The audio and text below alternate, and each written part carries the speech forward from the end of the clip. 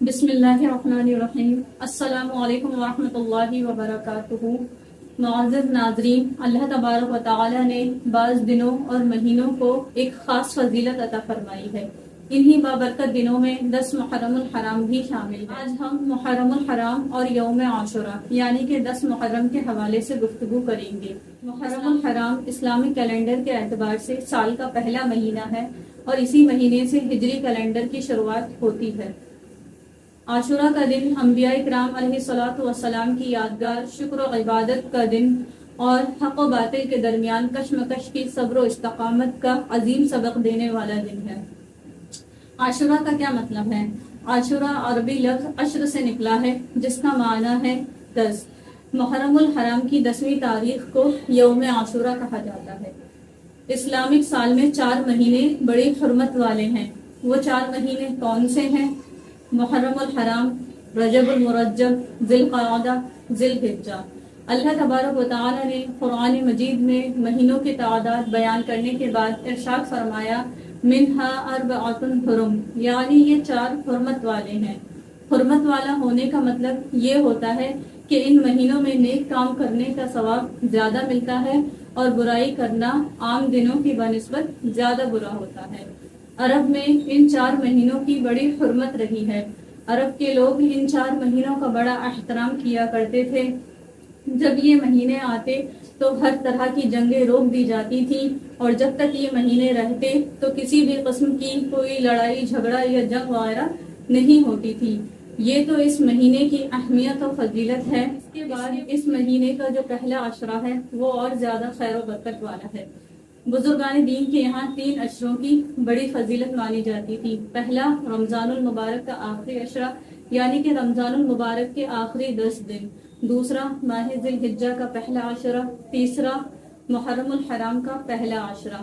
ان 3 عشروں میں زیادہ سے زیادہ عبادت کا اہتمام کرنا چاہیے اور بہت زیادہ گناہوں سے بچنا چاہیے۔ اس مہینے کا جو 10واں دن ہے جسے ہم عاشورہ کے نام سے جانتے ہیں وہ اور بھی زیادہ خیر و برکت والا ہے، کیونکہ اس دن بہت بڑے بڑے واقعات پیش آئے جنہیں ہم پڑھتے ہیں تو ہماری عقل حیران رہ جاتی ہے۔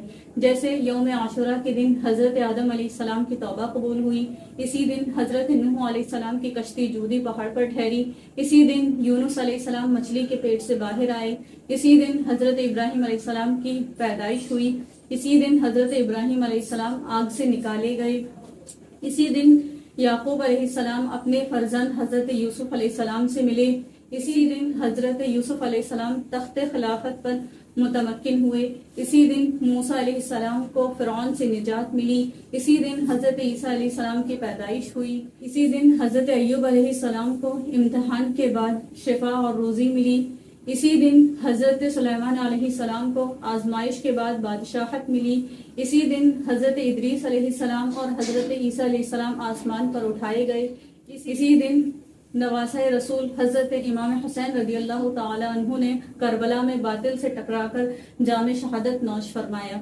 اسی دن کائنات کی بساط کو لپیٹ کر قیامت برپا کر دی جائے گی۔ اس سے معلوم ہوتا ہے کہ اس دن کو انبیاء کرام علیہ الصلوۃ والسلام سے ایک خاص نسبت حاصل ہے، اسی لیے اس دن کی بڑی اہمیت و فضیلت ہے۔ نبی کریم صلی اللہ علیہ وسلم نے ارشاد فرمایا کہ انبیاء کرام علیہ السلام اس دن روزہ رکھا کرتے تھے، لہٰذا تم بھی اس دن روزہ رکھا کرو۔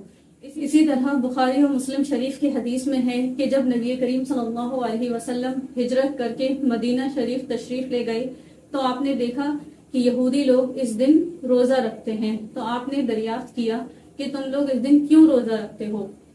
تو انہوں نے عرض کیا کہ اللہ تبارک و تعالی نے موسیٰ علیہ السلام اور بنی اسرائیل کو نجات عطا فرمائی تھی اور اسی وجہ سے موسیٰ علیہ السلام نے شکرانے کے طور پر روزہ رکھا۔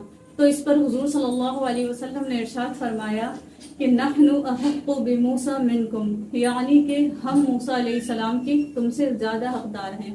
نبی کریم صلی اللہ علیہ وسلم نے خود بھی عاشورہ کے دن روزہ رکھا اور صحابہ کرام کو بھی اس کا حکم فرمایا۔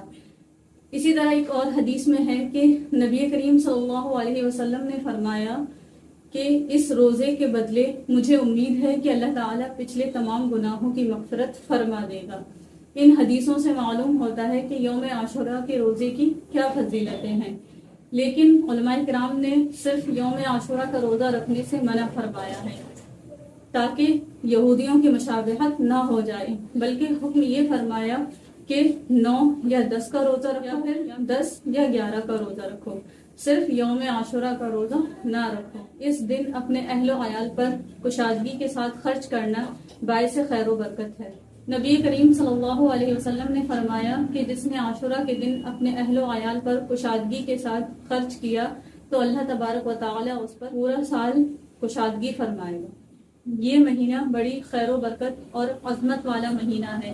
یہ مہینہ غم اور نحوست کا ہرگز نہیں ہے۔ اس مہینے میں نواسۂ رسول سیدنا امام حسین رضی اللہ تعالی عنہ کی ظلماً شہادت ضرور ہوئی ہے، لیکن اس کا ہرگز یہ مطلب نہیں ہے کہ ہم ماتم کریں، نوحہ کریں، گریباں چاک کریں، سینہ پیٹیں، نہیں، بلکہ شریعت ہمیں ان سب چیزوں کی اجازت ہرگز نہیں دیتی، بلکہ اس مہینے میں شادی بیاہ اور دوسری خوشی کی تقریب کرنے میں بھی کوئی قباحت نہیں ہے۔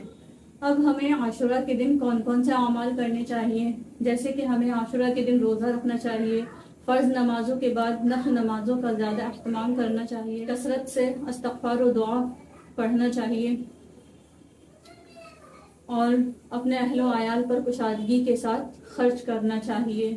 یوم عاشورہ ہمیں صبر، شکر، عبادت اور حق پر ثابت قدمی کا درس دیتا ہے۔ حضرت موسیٰ علیہ السلام کی نجات اور حضرت امام حسین رضی اللہ تعالی عنہ کی عظیم قربانی اس دن کی عظمت کو اجاگر کرتی ہیں، لہٰذا ہمیں چاہیے کہ اس دن ہم روزہ رکھیں اور اللہ تبارک و تعالی سے مغفرت طلب کریں اور اپنی زندگی کو سنت نبوی صلی اللہ علیہ وسلم کے سانچے میں ڈھالنے کی کوشش کریں۔ اللہ تبارک و تعالی ہمیں یوم عاشورہ کی برکتوں سے مالا مال فرمائے اور ہم سب کو حضرت امام حسین رضی اللہ تعالی عنہ اور اہل بیت اطہار کی محبت و اتباع نصیب فرمائے، آمین۔ وآخر دعوانا وان الحمد للہ رب العالمین۔ السلام علیکم ورحمۃ اللہ وبرکاتہ۔